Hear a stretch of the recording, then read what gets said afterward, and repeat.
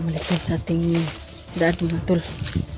Dahil walang bakas ng ano doon. Hindi ko makita ang bakas na Edwin doon.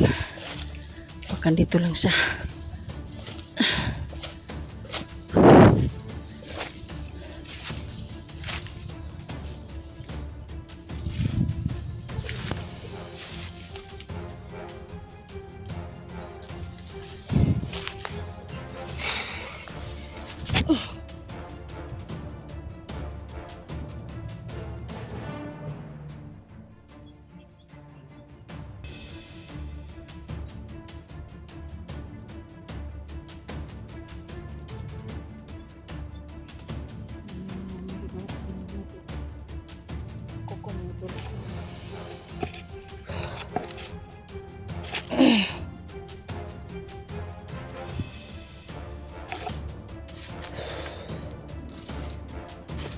Sige lang.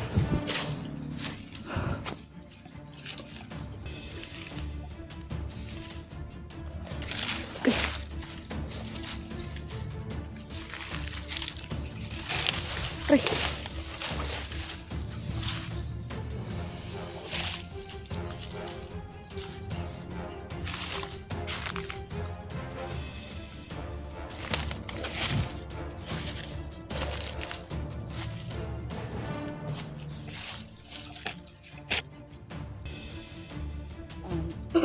Usap ang Torjing at Adventure balik sa ating munting channel at tuloy na sa ating mission ng paghahanap sa kapatid ko sa Kuya Edwin. Sobrang nakakaawa na talaga ng kapatid ko dahil nabaril siya dahil sa tama ng bala ng pana sa ulo niya. Hindi niya kilala ang mga taong nakapaligid sa kanya, lalo na si Elektra. Hindi niya na makilala, pati pangalan niya hindi niya na rin kilala, hindi na rin niya alam kung anong pangalan niya. Sa nakita kong notice vlog niya, nandito lang yun ang lugar na pinana siya. Hindi ko pa nakita kung saan siya ngayon dahil hindi pa ako nakapanood ng video niya dahil wala akong load at wala akong signal. So tuwing pupuntahan ko ang lokasyon na kinaroroon na niya yung mga video niya, wala siya. Bakit kaya? Ano kayong dahilan? Kung may dahilan kayo mga tol na bakit hindi natin makita ang kapatid ko kung saan lokasyon siya nandoon, pumunta ako, bakit hindi ko siya makita.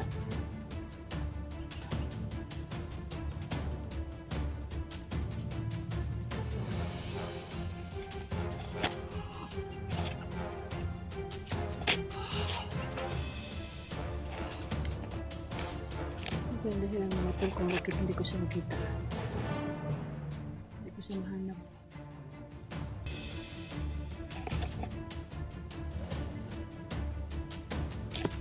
So mga tol, shout out sa mga kasamahan kong hunters, SG Hunters 01, Ghost Hunter 44,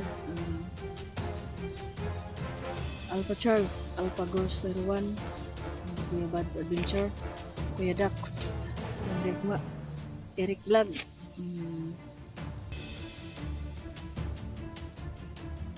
si Elektra.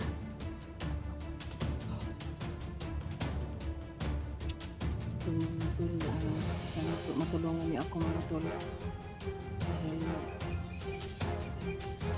si Edwin may tama ng bala ng pana sa kanyang ulo. Hindi ko na alam kung anong gagawin ko dahil ito ako ngayon mag-isa lang, hindi ko pa nakita si Elektra, so kailangan talaga ng tulong.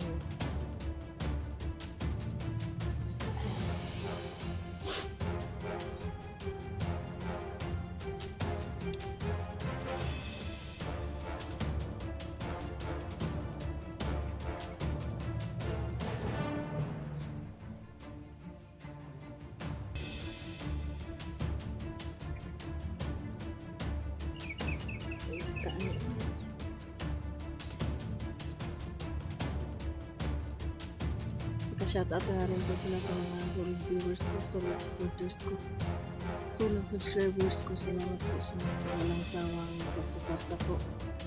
At saka sa mga hindi pa nag-subscribe po, sana mag-subscribe na po kayo. At sana matulungan niyo ako na kahit mag-pray lang sa mga temtim na pagdarasal. Kinaya po yung sa akin.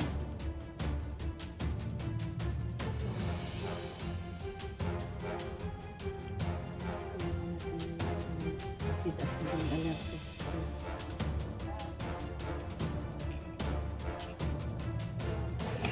May kalaban dito. May kalaban dito.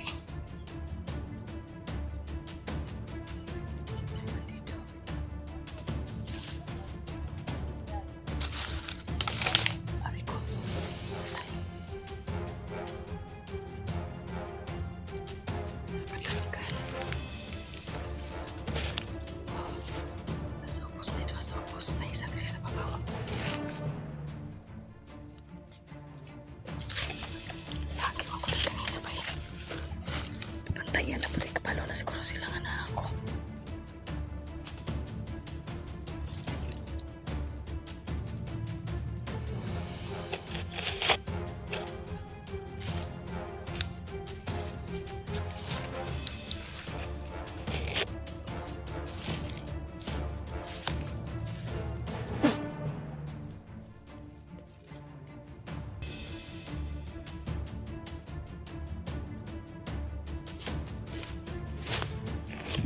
Kailangan balian ang legang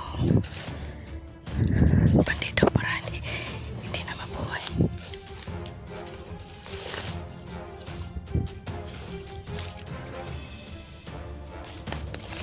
Okay.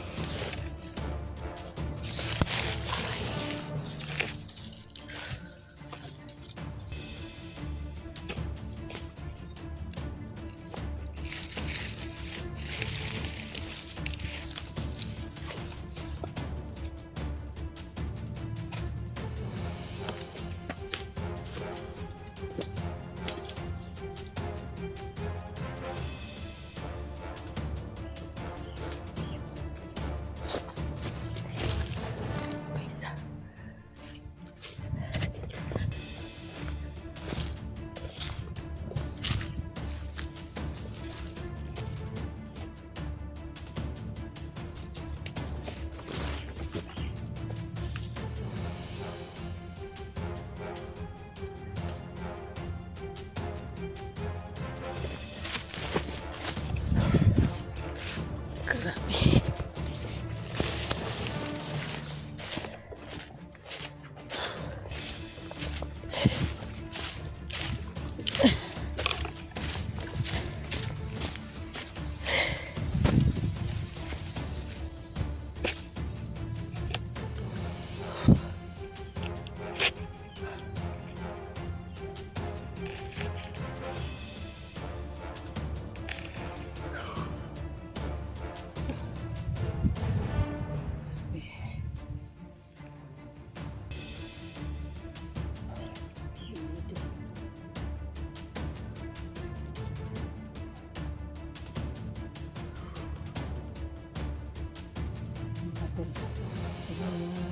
Malabo at pwede magpasitay pa sa ating palagidan natin alam. Saka alam niyo mga tol, yung mga nakaraang mga napatay ko, laging nawawala sa kanilang mga siguro binubuhay sila. Pwede kaya kinuha sila ng kasamahan nilang bandido at tinapon kung saan saan.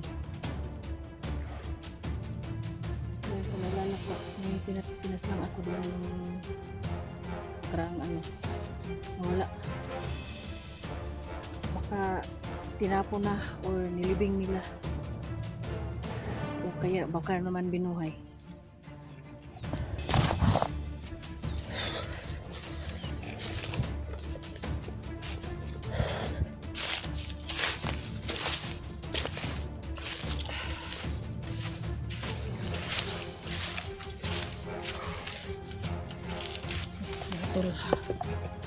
Sige mo maging kampante mo to. So, nasit tayo sa ating paligid para di tayo maunahan ng bandido.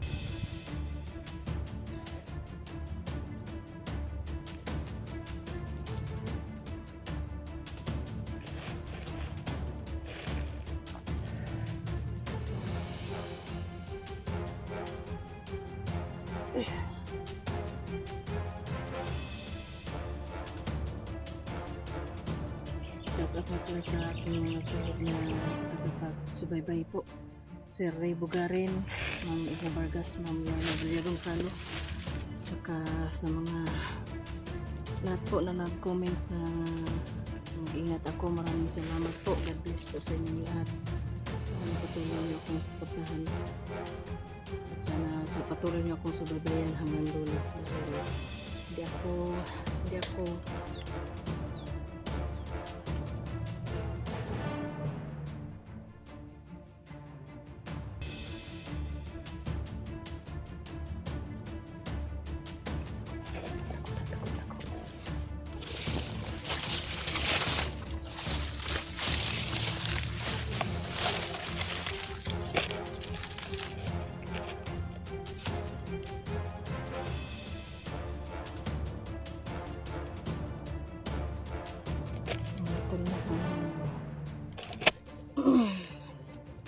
ibang usapin ng mga tol may mga ano sa ibang bansa may hirap kaya lalong napiktuhan ng ating ekonomiya ngayon ng Pilipinas kaya nagmamahalan nagtataas ang presyo ng lalo ng gasolina saka lalong nagpapahirap.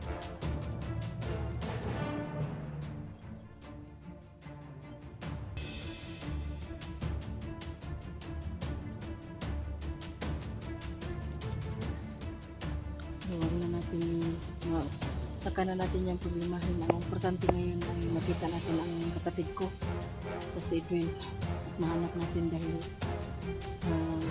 nabaliw na siya dahil sa tama ng bala ng pana sa ulo niya.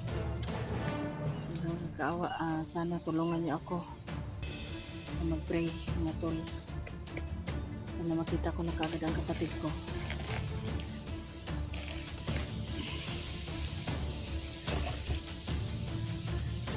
Asa kasi elektra no.